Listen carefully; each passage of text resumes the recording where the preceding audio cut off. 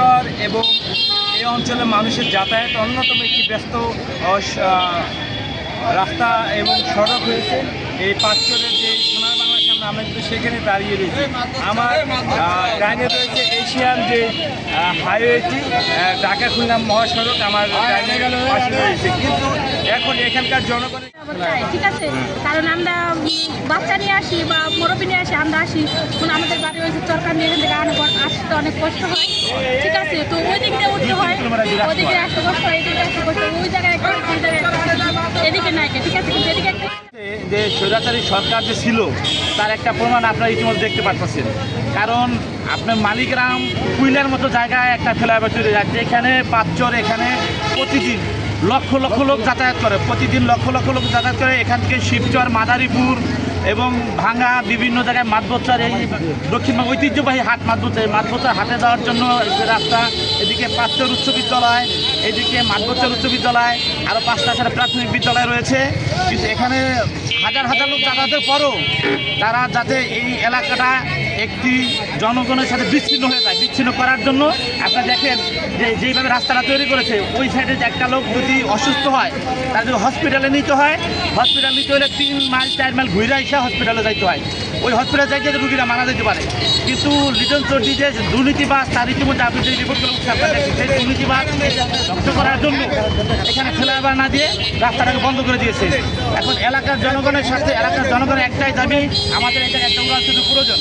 আরও দেখেন এখানে পদ্মার সাথে যে সংযোগ একটা নদী রয়েছে, এটা ময়নাকাড়া ঐতিহ্যবাহী নদী, এখান থেকে মাদারীপুর পর্যন্ত এই নদীটার সাথে সংযুক্ত।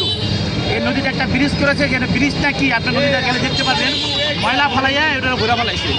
এখানে যদি এই ব্রিজটাকে একটু উঁচা করে এইদিকে একটা আন্ডারপাস করছে, যে আন্ডারপাস দিয়ে ওটা মনে হয় যে মৃত্যু সুড়ঙ্গ, একটা সুড়ঙ্গ তৈরি করছে। ওই যে সুড়ঙ্গটা একটা গাড়ি গেলে একটা গাড়ি বের হইতে পারে না, ওইটা না যদি এই ব্রিজটা একটু উঁচা করে একটা, এই যে আপনার রেল সেতুটার দিকে একটু ভিডিও নেন তাকান, এই রেল সেতুটার মতো থেকে একটা সেতু করে দেওয়া হয়, তাহলে মনে হয় আমার এই মাতবচ্চরের লোক, শিবচরের লোক, মাদারীপুর লোক, দক্ষিণবঙ্গে যত লোক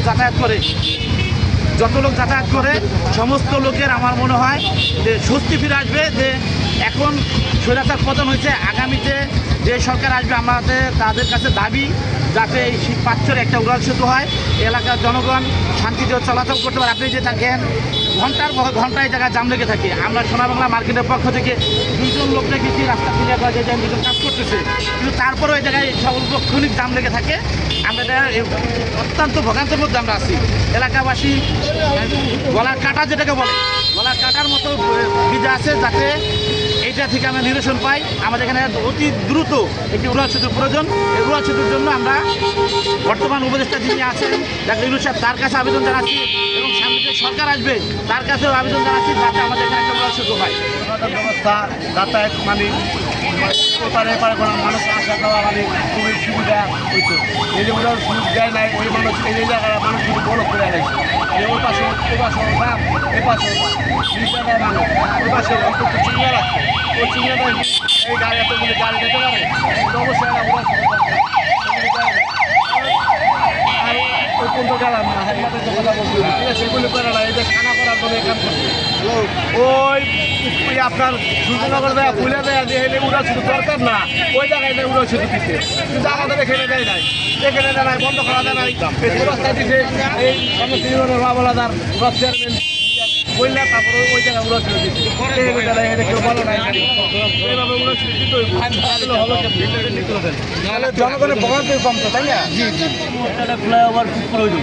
ফ্লাইওভারটা থাকলে দেখা গেলে একটা জামটা থাকতো না, বাস আপনার অটো বা ভ্যান এগুলো আলাদা আলাদা থাকতে পারে। সবচেয়ে এটাই ভালো হয়েছে। একটাই যে জায়গায় উড়াল সেতু হওয়ার দরকার, উড়াল সেতু হইলে আমাদের জন্য ভালো, সেফটি থাকবে। ঠিক আছে, এলাকার জন্য সেফটি, জনগণের জন্য সেফটি। এই জায়গায় জামজট যেভাবে হয়, এই ভোগান্তি থেকে অন্তত জনগণ বাড়বে। এই জায়গায় আপনার উড়াল সেতুটা খুবই মানে 6 থেকে 7 মাসের